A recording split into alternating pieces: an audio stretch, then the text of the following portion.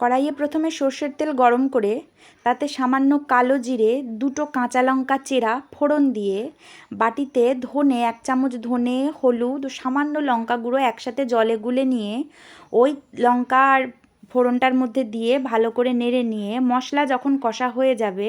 তখন তাতে সামান্য হালকা গরম জল অ্যাড করে দিয়ে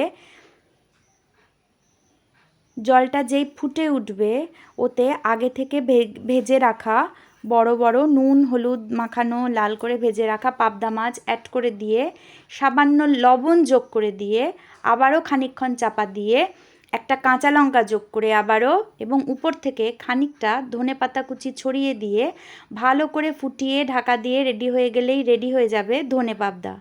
আপনারা যারা এই রান্নাটা বাড়িতে করেন জানেন, আর যারা করেননি তারা এই গরমের মধ্যে এই অল্প তেল মশলার রান্নাটি অবশ্যই ট্রাই করবেন এবং অনন্যাকে